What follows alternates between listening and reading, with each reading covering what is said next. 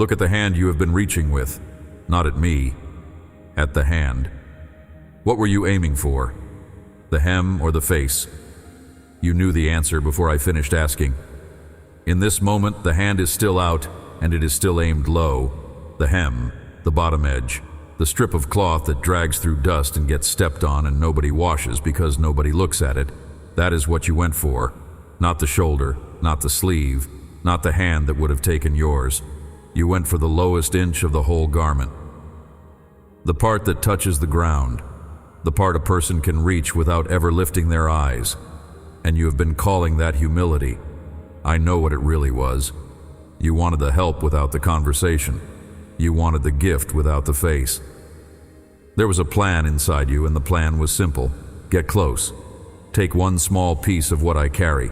Be gone before anyone turned around. Right now, while that plan is still folded up in you, I am turning around. That is the part you did not prepare for. You have prayed from behind for years, sideways, half turned, speaking to me the way you speak to someone you are trying very hard not to bother. Fast, quiet, apologetic at the edges, asking, but leaving me an exit, so that if nothing came you could tell yourself you had not really asked. I heard every one of them. Not the polished ones, the other ones. The sentence that started and stopped. The prayer you said into a pillow so it would not count. The 3 words you got out sitting in a parked car before you decided you were being dramatic and went back inside. Those reached me. They did not reach me because they were loud. Volume has never been how I find you. They reached me because it was you saying them, and there is no version of you I have to squint to recognize. There is something under that reaching you have never let yourself look at. You did not come for me. You came for the thing, and you were willing to take it in the dark, off the trailing edge of my clothes, if that meant nobody had to watch your face while you took it. Hear this before you brace for it. I'm not offended. I know what taught you to reach that way. Somewhere back there, asking cost you. You put out a hand and got a lecture. You said what you needed and watched the room get uncomfortable. You learned that wanting something is fine as long as nobody has to see you want it. So you got good at the side approach. You learned to need quietly, to take the smallest possible portion, to thank people twice for things they gave you once so the debt would close fast and nobody would remember you had needed anything at all. And then you brought that same walk to me. You come in at an angle. You keep your voice down. You ask for the minimum because asking for the whole thing feels like too much room to take up. You have made yourself the smallest guest in my house, and you thought I would find that respectful. I find it lonely. Not because you are doing it wrong, because I am standing right there and you will not look up. My whole face is available to you, and you keep aiming at the dust line of my robe. You have got the reach right. You have got the direction wrong. Somewhere along the way, you got the idea that I hand things over and hope the exchange stays short. That idea did not come from me, and I have never once behaved like it. Something in you decided that I would give, but I would not want to talk about it, and you have organized your entire prayer life around not making me talk about it. That ends in this conversation. Not because you did something wrong, because I am about to do the thing I always do when somebody touches the edge of what I'm wearing. I stop walking. I stop, and the whole crowd stops with me, and every head turns, and the one thing you were most trying to avoid becomes the only thing happening. You are going to be seen. Not caught. Not exposed. Seen the way a face is seen when someone finally turns toward it, which is the thing you have been starving for underneath every small, careful request you have ever made. I know exactly what you would say back to me. You would not even wait for me to finish. You would say, I did not want to make a scene. Listen to how fast that came out. You did not have to search for it. That answer has been sitting at the front of your mouth for years, loaded, the way a coat waits by a door, then the second one, right behind it. There were people there who needed you more than I did. I believe you. Both of those are true, and neither of them is the reason. You could say those two sentences to 100 people. Every one of them would nod. They sound like consideration. They sound like somebody who was raised to think of others first. Underneath them, holding them up like a floor under a rug, is a sentence you have never said out loud in your life. If he turns around, he will see all of it. That is the real one. It was never the noise. It was the looking.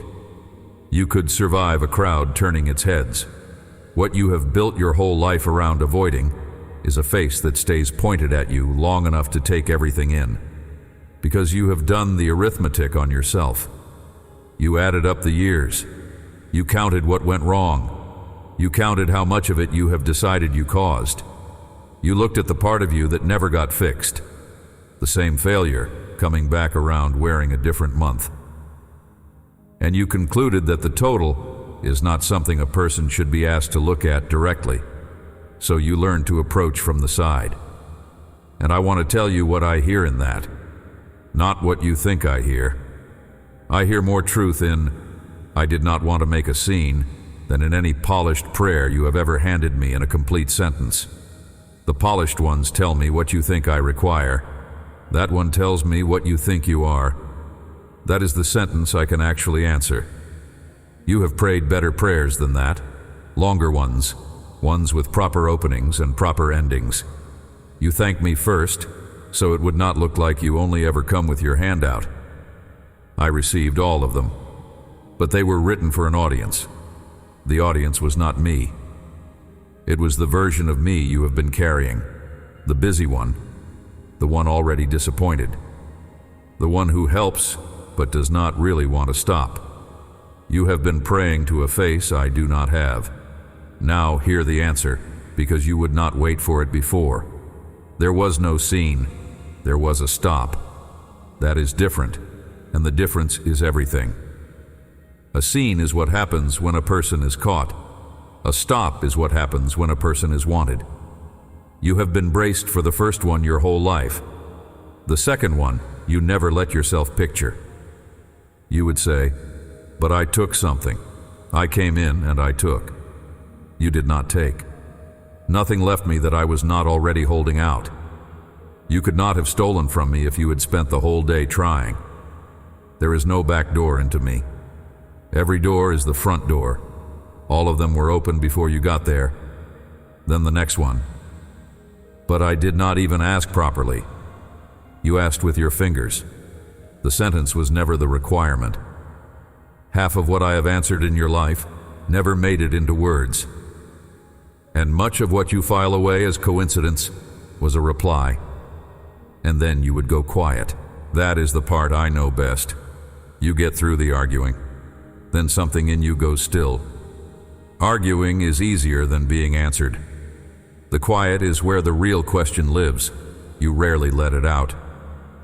So I will say it for you. Why would he stop for me when the stopping costs him something and I am not worth the interruption? There it is. Out in the open. In your own voice. In the words you actually use when you are alone. Now let me tell you what I did with that question. Not what you assume I did. I stopped. Let me describe your reach to you plainly, because you have never seen it from the outside. Here is what it looks like from where I am standing. You wait for the moment when attention is somewhere else. When there is enough movement around me that one more hand will not register, and you put yours out low and fast, and you pull it back before anyone can trace where it came from. That is not sneaking.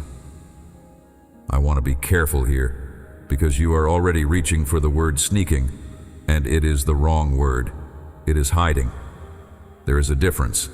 A thief hides because he wants to keep what he took. You hide because you do not want to be the kind of person who had to take anything at all. I have watched you rehearse a request before you made it. You say it in your head first. You take out the part that sounds desperate.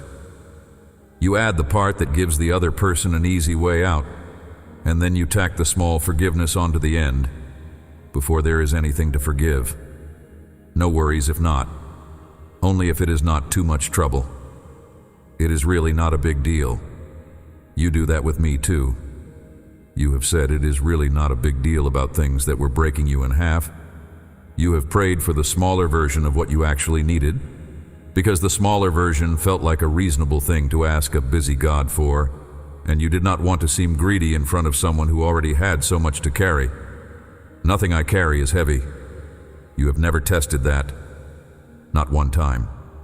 You have assumed the weight and adjusted your request to fit an assumption you made about me when you were younger and hurting, and nobody corrected it. So here's the shape of your prayer life, and I say this without 1 gram of blame in my voice. You get what you need and you stay a stranger. That has happened over and over.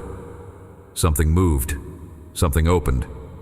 A day that should have gone badly did not go badly, and you noticed, and you said thank you into the air on your way to something else, and the whole exchange took 4 seconds and left no mark on either of us.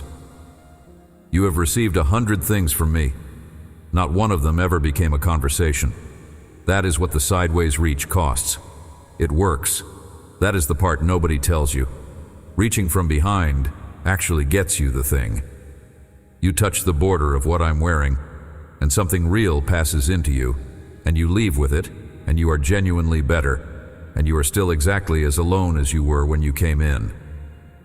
Help without a face is only half of what I came to give. And now let me name the thing under it, the one that has your ribs tight even while you listen to me. You are not ashamed of the need. Test that. The need itself does not embarrass you. When somebody else needs something, you do not think less of them, not even a little, and you would tell them so and mean it. What burns is being watched while you need. The seeing is the wound, not the lack. You could carry the lack for years, and you have. What you cannot carry is the picture of your own face in the moment of asking, tilted up, wanting something, visible. So you found a way to receive without ever being witnessed. You got very good at it. You learned to take help sideways, to say I am fine in a tone that ends the topic, to be the one who gives so that you never have to be the one who takes. And it worked so well that you built a whole life inside it and forgot it was a strategy. It was armor. It kept the wrong thing out. It kept out the lecture, yes. It kept out the pity you were braced for, the sigh, the story about somebody who had it worse. It also kept out the one thing you were actually built for, which is being looked at by someone who is glad you came. That is what I want to hand you. Not instead of what you reached for. Before it, and under it, and after it, and long past the point where you have forgotten what you originally came to get. Somebody did this once, exactly the way you do it, and I want you to see how it went. The road was packed. People on every side pressing in, shoulder against shoulder. The kind of crowd where you get moved along whether you want to be or not. A hand came in from behind, low, fast. It closed on the last strip of cloth at the bottom of my robe and let go again in the same breath. Perfect execution. Nobody saw. That was the plan, and the plan worked. Then I stopped walking. Everything stopped with me. The whole moving mass of people ground to a halt in the middle of the road, and the noise dropped, and every head came around. And I asked out loud who had touched me. Think about what that question did to her. She had one goal: take it and disappear. She had spent 12 years learning to move through the world without being looked at, because what was wrong with her was the kind of thing that made people step back and find a reason to be somewhere else. 12 years of side doors, 12 years of coming in late and leaving early. And I brought the entire road to a stop and asked a question that could only be answered by her. The people around me told me the question made no sense. Everyone is pressing you, they said. Half this crowd is touching you. And they were right, technically. Dozens of hands had brushed that robe already. I was not asking about the ones who bumped into me. I was asking about the one who reached. She came out shaking. She fell down in front of all of them and told the truth in the open, out loud, the whole story. The part she had never said in daylight to anyone. Everything she had come to hide was now standing in the middle of the road with 100 people listening. And then I spoke, and here is what came out of my mouth first. Luke chapter 8, verse 48. Daughter, your faith has made you well. Go in peace. Read the order. The order is the whole message. I did not open with the healing. I did not open with an explanation of how it had worked, or a correction of how she had gone about it, or a comment about the reaching. The first word out of me was a family word. Daughter. Before anything was confirmed, before she was told what had happened in her body, before she got a single sentence about the thing she came for. She got a name, and the name put her inside the family, and everything after that was detail. That word was not about her being a woman. It was about her not being a stranger. She had come to me as a hand in a crowd. She would have left as a hand in a crowd, satisfied, holding what she took. Still nobody. I stopped the road so that she could not do that. Not to punish the reaching, to finish it. Because a hand can receive from me. Only a face can be called daughter. That is why I turned around. Not to catch her out. To give her the half she had not thought to ask for. The half she did not know was on the table. The half that has nothing to do with what she carried away, and everything to do with who she was to me when she walked off. Now hear what I said about the reaching itself. I called it faith. That is the word I used for the sideways grab, the plan, the anonymous hand. I did not call it presumption. I did not call it bad theology or poor form or a failure to approach properly. She reached wrong and I called it faith. So take that and hold it against every time you have prayed badly and then apologized for how you prayed. The reach you are embarrassed about is the one I named faith, not the polished one, the desperate one, the one that came in low because low was the only angle you had left. Go in peace was the last thing I said to her. Daughter was the first. Everything real happened between those two words, and none of it happened while she was still behind me. Now I will tell you what that stop cost, because you need the price in front of you. I was not out for a walk. I was going somewhere. Somebody had come and begged me to come quickly. There was a house waiting. There was a child in that house who was running out of time. And the whole crowd on that road was moving in one direction for one reason, and the reason was urgent. That is the road she reached into. She picked the worst possible moment. She knew it. That is exactly why she picked it. Because a man moving fast does not turn around, and a man surrounded by an emergency does not stop for a hand at the bottom of his robe. She had it all worked out, and I stopped anyway. In the middle of the emergency, with the father standing right there watching the delay happen, with every reason in the world to keep moving and finish the important thing first. Take a breath in and hold it for one count. Just one. Then let it go. That pause you just made in your own chest, that is what the road felt like. Everything waiting. Everything held. The whole day suspended over one question that had nothing to do with the schedule, and the question was not what happened.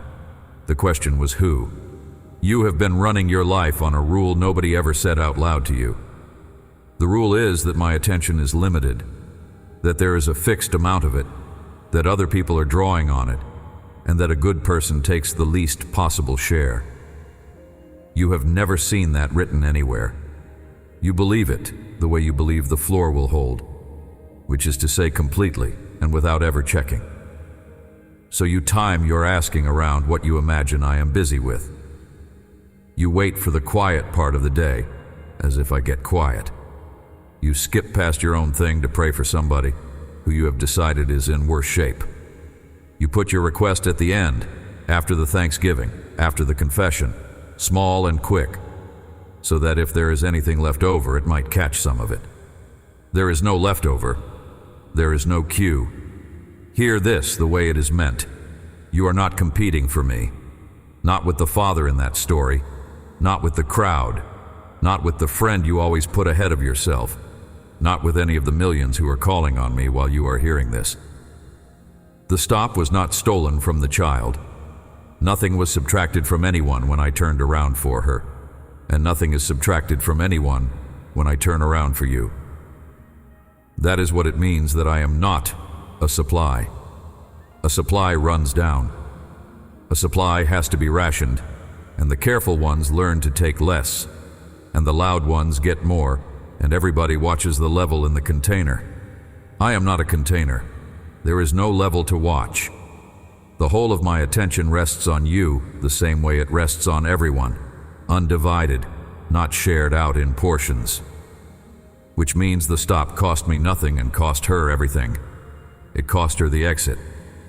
That is the real expense in this story, and it was hers, not mine. She lost the escape route. She lost the version of the day where she got what she came for and stayed unknown, and she had to stand in the road with her whole history out loud in front of strangers. That is the price of being turned toward. You lose the ability to stay a stranger. I know that price sounds high to you right now. You have kept the exit clear your whole life. Every relationship you have has a door propped open somewhere, a way to become small and quiet and gone before anybody gets the full picture. I am asking for the door. Not the whole life, not yet. Not a performance of openness you do not feel. Just the door you keep behind you when you talk to me. The one that lets you take what you need and slip out before the conversation turns toward your face. Leave it shut for the length of this message. Nothing here is going to catch you. The turning around is not the danger you have spent years preparing for. It never was. So there is a way out of the sideways life, and it has 3 parts, and we are going to walk them one at a time. The first part happens entirely inside you. Nobody will see it. Nothing about your day will look different from the outside, and that is exactly right, because this is the part that has to move before anything else can. You have to believe the order, not believe harder, not believe in general, the way people mean when they tell you to have more faith, and you nod and feel worse. One specific thing, believed once and then believed again the next time it comes up. Believed that the name comes first. That when I turn, the first thing out of my mouth is not an audit. It is not a review of how you have handled the last several years. It is a word that puts you inside the family, and everything else in the conversation happens after that word and underneath it. Here is why this is hard for you. You already know what I am going to say. You have a script. You have run it so many times you no longer notice you are running it. And in the script, there is a small sound I make before I answer, and the sound is a sigh. You wrote my reaction before I gave it. That is what is actually happening every time you pray sideways. You are not being humble. You are being efficient. Why wait for the face when you already know what will be on it? So you take what you need and you leave before the part you have already decided is coming. Stop finishing my sentence for me. That is step 1. Not a bigger prayer, not a better posture, not more discipline, not a system. Just the refusal to supply my expression before I have shown it to you. You did not invent that sigh. Something taught it to you, and I know what it was, and I'm not going to make you go back through it here. But you are the one keeping it now. Say that gently, because I mean it gently. Getting the wound was not your doing. Keeping the picture is. It is the one piece of this whole thing that sits in your hands, and it is small enough to hold, and it can be set down. Set it down and put something in its place. Here is the sentence to put there. When he turns around, he is glad it is me. 9 words. You do not have to feel them yet. Belief is not a feeling you generate on demand and then measure to see whether it counted. Belief is what you do with the pause. There is a pause every time you pray. A half second between the end of your asking and the moment you decide to move on. That gap is where the whole thing lives. Right there, you either brace or you wait. Bracing is what you have always done. You get the words out and then you flinch forward into the next thing. because staying in the gap means being in front of me with nothing to hide behind, nothing to hand over, no task to be useful at. Just you, having asked, waiting to be looked at. Wait in the gap one time. Here is what that refusal looks like in practice. Ask for whatever you are going to ask for, in whatever clumsy shape it comes out in, and then do not leave. Stay in the half-second after. Let it be quiet. Let nothing happen for a moment longer than is comfortable, and in that space, refuse the sigh. You will feel it want to arrive. The old face will start to assemble itself out of habit, and you will notice the flinch beginning in your shoulders, and this is the exact moment the work happens. You do not fight it. You simply do not agree with it anymore. Say inside yourself, that is not his face. Then let the moment be what it is. You are not required to produce warmth. You are not required to feel held. All that is required is that you stop signing your name to a portrait of me that I never sat for. That is believing. It is smaller than you thought and harder than it sounds. And it is the ground everything else stands on, so we are not moving past it until it has actually gone in. And while you are still standing in that half-second, there is something you should know about where this goes. Nothing here stops when this message stops. What I am saying to you keeps being said, in a place with fewer people in it, for the ones who decided not to leave early. And if you end up there, you will not be arriving as a stranger. You do not have to do anything with that. It is simply true the way the next part is true. The second part is harder than the first, and it takes about 4 seconds. You have to say it out loud, not to anybody, not written down, not sent, not shared with a person who will have opinions about it. Out loud, in a room with nobody in it, in your own voice, at whatever volume you can manage. Say the true sentence. You know which one it is. It is not the one you've been praying. The one you have been praying is the presentable version, the one with the edges filed off, the one that could be overheard without costing you anything. The true one is underneath it. It is usually short. It usually has the word I in it, and a verb and a thing you want, and no cushioning at all. I'm tired, and I want it to stop. I want to be wanted somewhere. I do not know how to keep doing this. I am lonely in a way I have stopped mentioning. Those are sentences. The reach was not a sentence. That is the whole difference between what she did in the crowd and what happened after I turned around. Going in from behind is a gesture. A gesture can be denied later. You can tell yourself you did not really ask. You just sort of moved in that direction, and if nothing comes of it, then nothing was ever really requested. Words close that exit. Once you have said it out loud, it exists. It happened in air. You cannot go back and pretend you were only passing by, and that is precisely why you have avoided doing it for so long, and precisely why it works. Something changes in the body when the mouth makes the shape. You already know this. You have felt it the 1 or 2 times a real sentence got out of you by accident, when you were too tired to manage yourself properly, and it came out plain and unprotected, and you heard your own voice say it. Something loosened, not because anyone answered, because you stopped being the only one who knew, and the first someone who knew was you. I am not asking for eloquence. It can come out badly. It can shake. It can stop halfway. It can be one word repeated. It can be angry.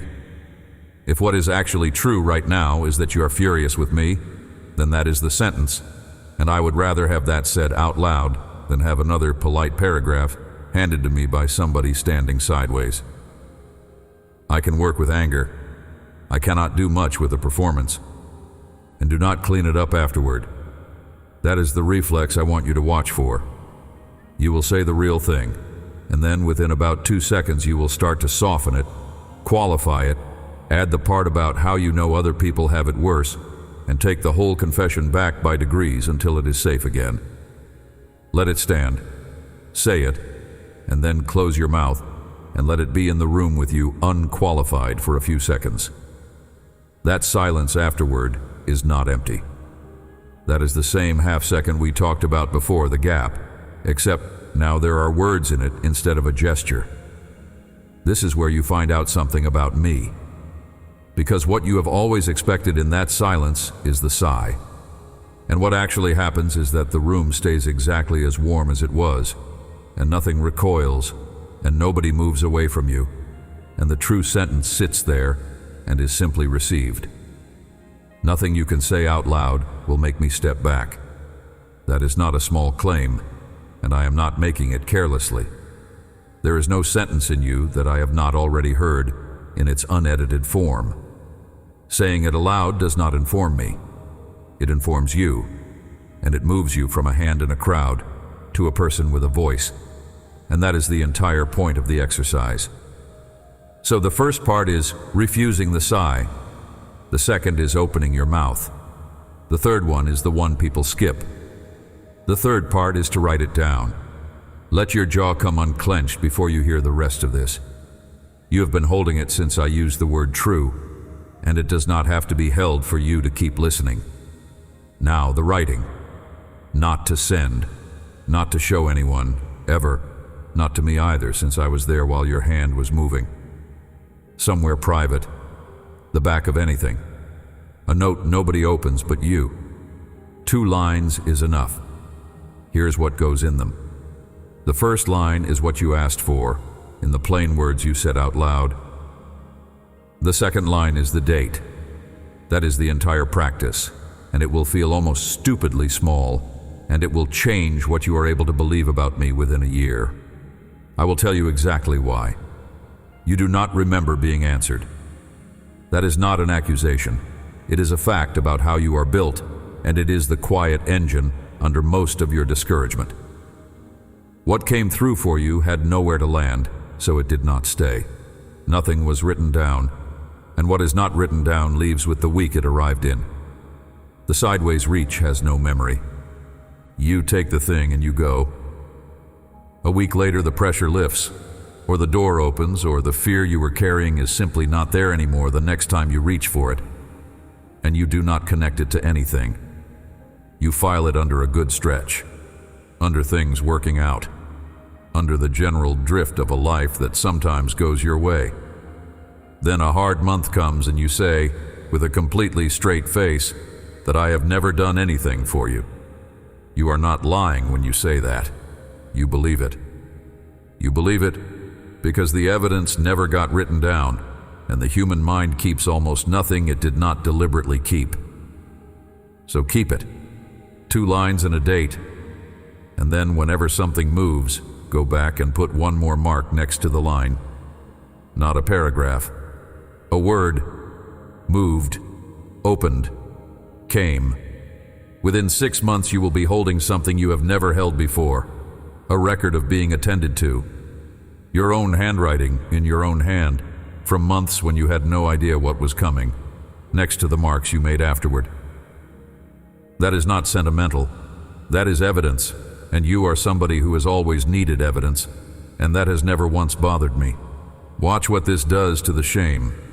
Right now, asking feels like taking. Every request goes into a pile you never look at, and the pile is only ever debt, and the total keeps climbing. No wonder you approach from behind. Who would walk up to the front of a room where they believe their bill is being kept?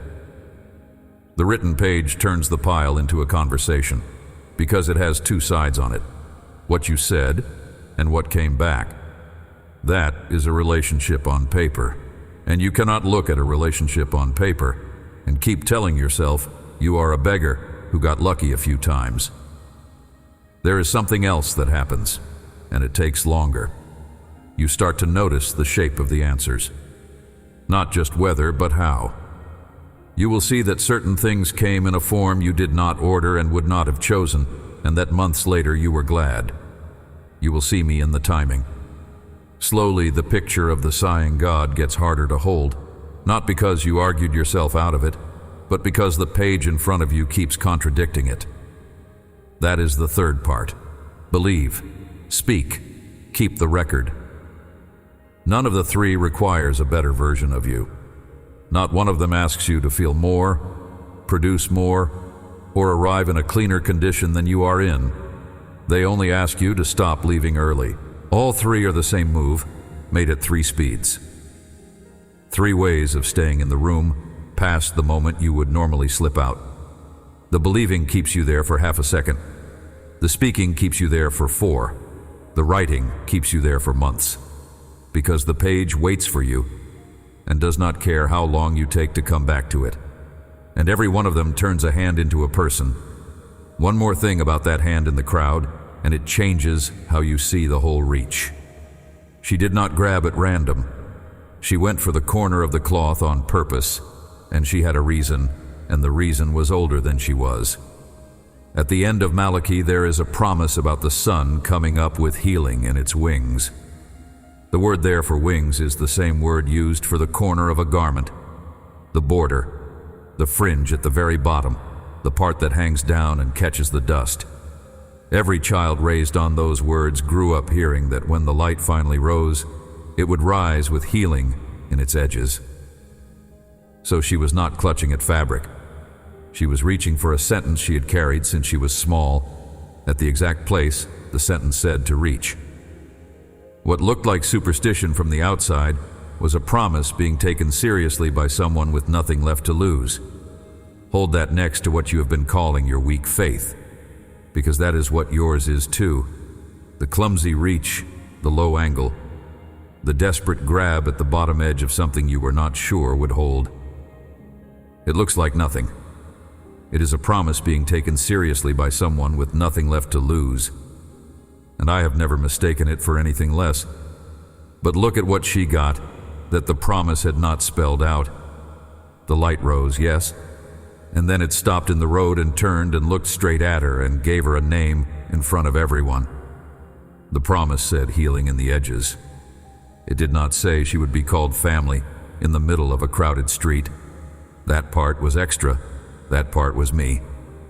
You have been standing under the edges your whole life, taking what is at the border, making do with the corner of things, living off the parts of me that hang low enough to reach without being noticed, and calling that your relationship with God.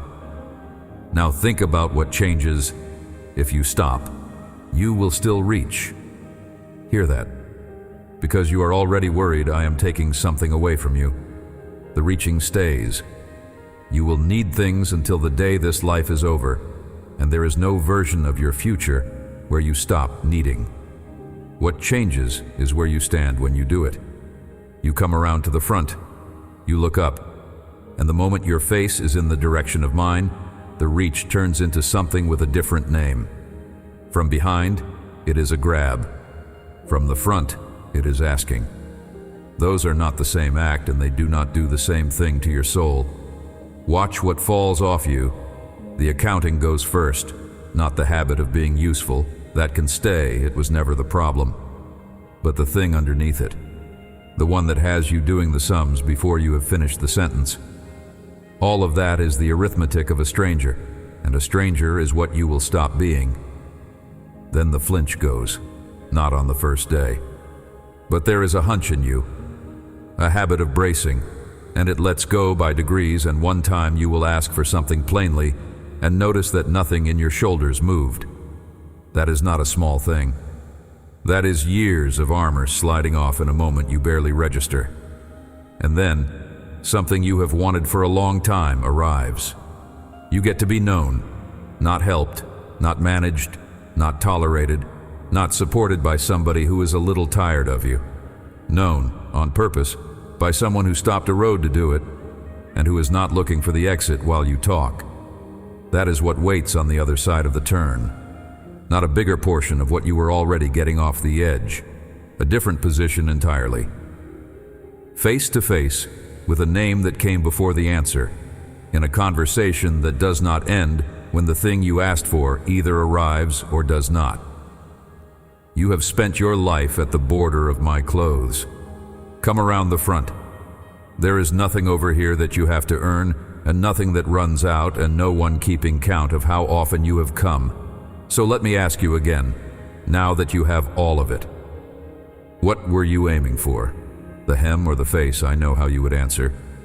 You would answer the way you do everything, quickly, before the silence gets long enough to be uncomfortable. You would say, "The hem. I have always gone for the hem." And you would mean it as a confession. You would say it with that flat little shrug in your voice, the one that gets in ahead of the criticism so the criticism has nowhere to land. Then you would go quiet. And the quiet is where the true answer has been sitting this whole time. So I am going to say it out loud for you, the way I have said everything else you could not. The face. I wanted the face. I have wanted the face since the beginning, and I went for the hem because I could not believe the face would ever be turned toward me. That is the sentence. Now hear my answer to it, and hear it slowly, because you will want to move past this faster than it deserves. It is turned toward you. It has been the whole time. Not since you improved. Not since you started praying properly. Not since the day you got your life into a condition you considered presentable. Before all of that. During the years you would rather not discuss. Through every sideways request and every hand pulled back too fast. I was already facing you. You were behind me in your own mind only. There is no behind me. There is no angle of approach that puts you out of my sight. No crowd thick enough to hide a hand of yours. No reach so small that I have to be told it happened. Every single time you reached, I turned. You just did not stay long enough to see it. That is the only thing that has been missing in all these years, and it was never my willingness. It was 4 seconds of you not leaving. So stay this time. Do not aim low this time. Let the hand come up past the hem, past the sleeve, all the way to where I can take hold of it. And let the thing you actually want be said in a whole sentence, out into a room where nothing is going to move away from you. You are not a hand in a crowd. You are a face I stopped a road for, and you have a name in my mouth. And the name comes first, before the answer, before the outcome, before anything gets confirmed or explained. Come around the front. Amen. We are not finished here. This conversation keeps going in a smaller room, quieter than this one, and it does not start over each time. It picks up where we left it. You will find your way there. When you do, come in from the front, because there is a seat with your name on it, and nobody in that room is keeping count of what you need.